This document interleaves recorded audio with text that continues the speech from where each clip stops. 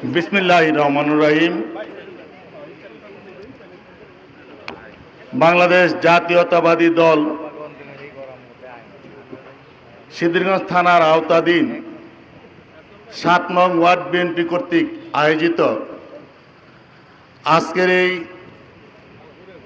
বিএনপির নতুন সদস্য সংগ্রহ এবং সদস্য নবায়ন উদ্বোধনী অনুষ্ঠানের সম্মানিত সভাপতি, ৭ নং ওয়ার্ড বিএনপির ভারপ্রাপ্ত সভাপতি জনাব সাইফুর রহমান বাদল, উপস্থিত সিদ্ধিরগঞ্জ থানা বিএনপির সংগ্রামী সহসভাপতি,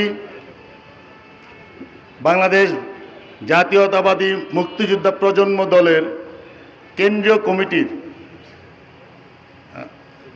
যুগ্ম সাধারণ সম্পাদক,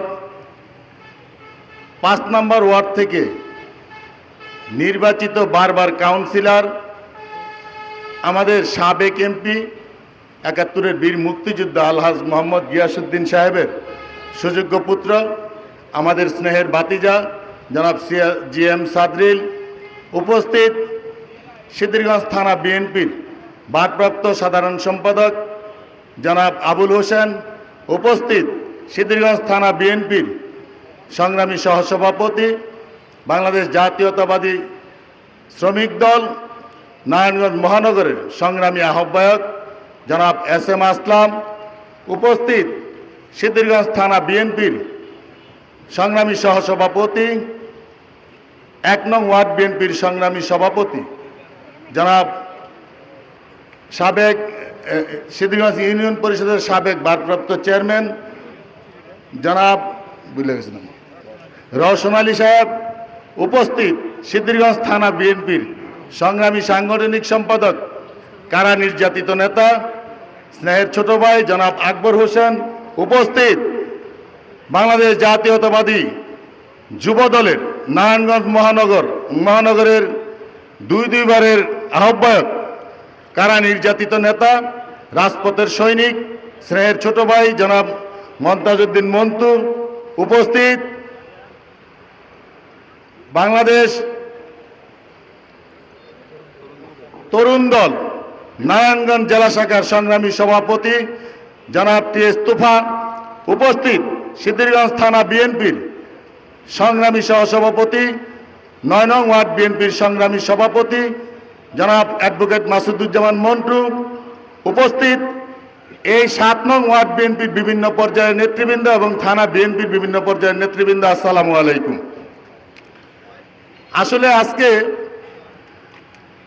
আমরা যেই প্রোগ্রামটা নিয়েছি কেন্দ্রের নির্দেশে, এখানে আমরা কিভাবে সদস্য নবায়ন এবং নতুন সদস্য সংগ্রহ করব সেই ব্যাপারে আলোচনার জন্য অনেকে এই ব্যাপারে আলোচনা করেছে এবং অনেক দিক নির্দেশনা বক্তব্য দিয়েছে।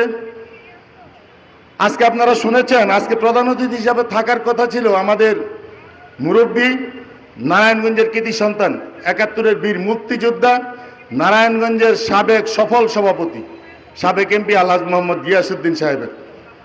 উনি এখানে আসার পথে ওনার সুযোগ্য সন্তান বলেছেন, আসার পথে ঢাকা কেন্দ্রীয় অফিস থেকে তাকে তলব করেছে দলীয় কোনো কাজের জন্য, যার জন্য ওনার ওখানে যেতে হয়েছে, সেই জন্য উনি দুঃখ প্রকাশ করেছেন এবং ক্ষমা প্রার্থী।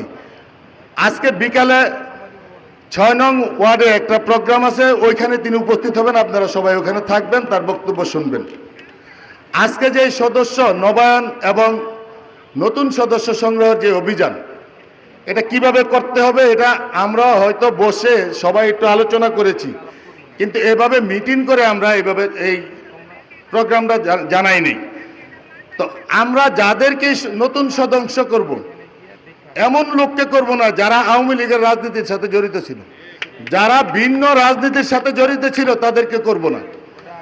হয়তোবা এই ৫ তারিখের পরে অনেক আওয়ামী লীগের নেতাকর্মী আমাদের মাঝে ঢুকে গেছে, আমাদের অনেকের সাথে রাজনীতি করতেছে।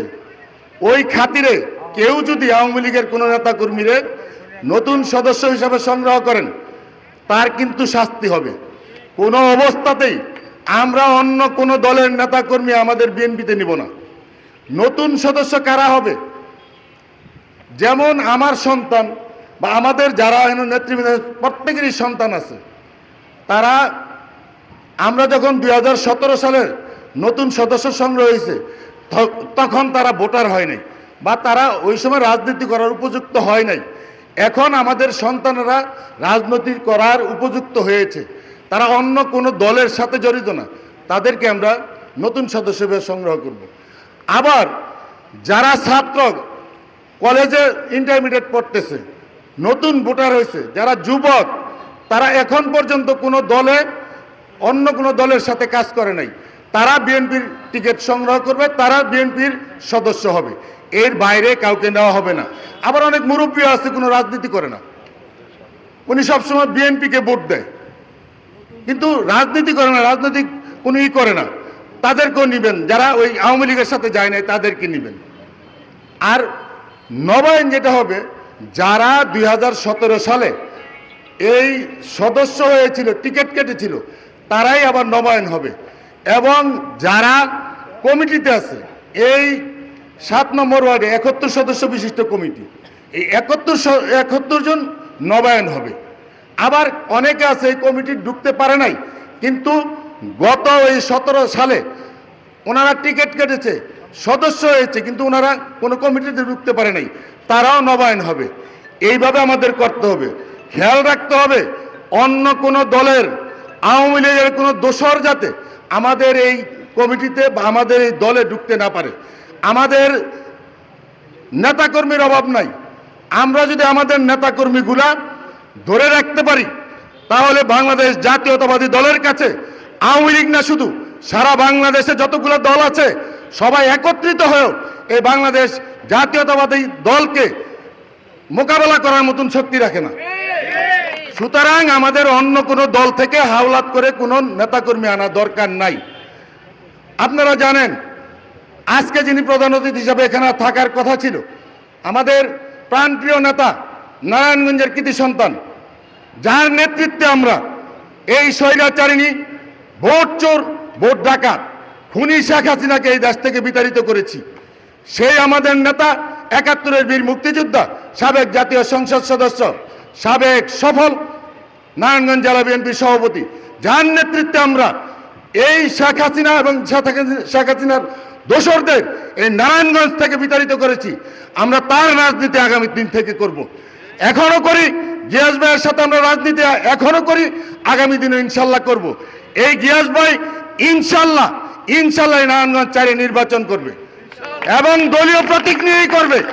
আপনারা গিয়াস ভাইয়ের জন্য আপনারা ঘরে ঘরে ঢুকে যান, ধানের শীষের জন্য ভোট চান, তারেক রহমানের জন্য আমাদের ভারপ্রাপ্ত চেয়ারম্যান জনাব তারেক রহমান এবং আমাদের 3 বারের প্রধানমন্ত্রী, সাবেক 3 বারের প্রধানমন্ত্রী, গণতন্ত্রের মা বেগম খালেদা জিয়ার জন্য আমরা দোয়া করি, ওনারা যেন সুস্থ হয়ে আগামী নির্বাচনটা ঠিকভাবে করতে পারে।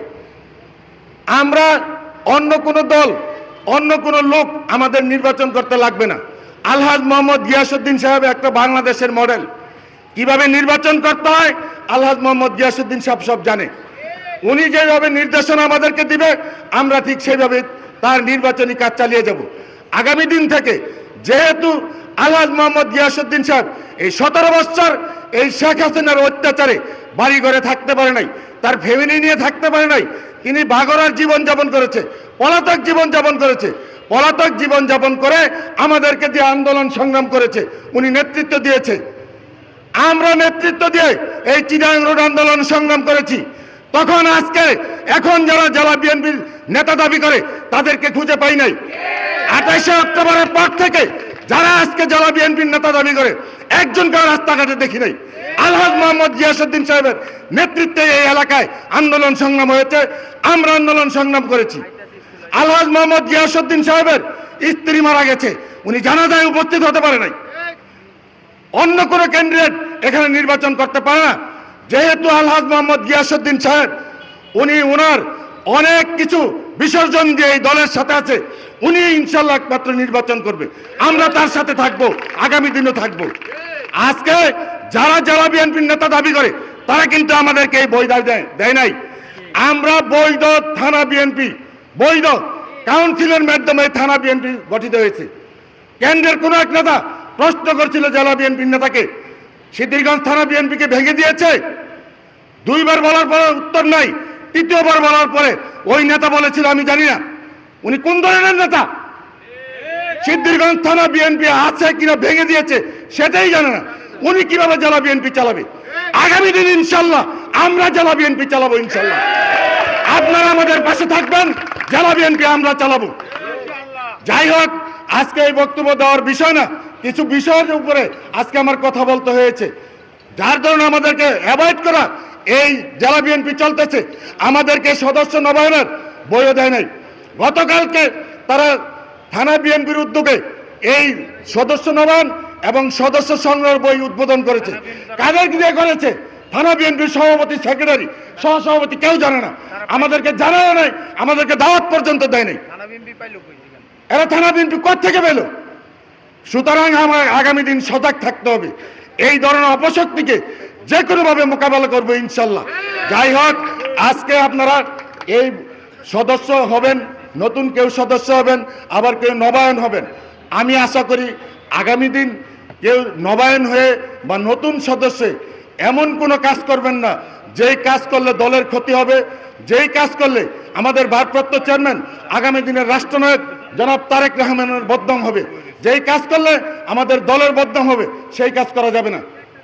আপনারা এই সমাজের কাজ করবেন, দলের কাজ করবেন, ইনশাল্লাহ আপনারা আগামী দিনে অনেক এগিয়ে যাবেন এই আশাবাদ ব্যক্ত করে এবং আগামী দিনে আপনাদের সুস্বাস্থ্য কামনা করে আমি আমার সংক্ষিপ্ত বক্তব্য শেষ করছি। আল্লাহ হাফেজ। বাংলাদেশ জিন্দাবাদ।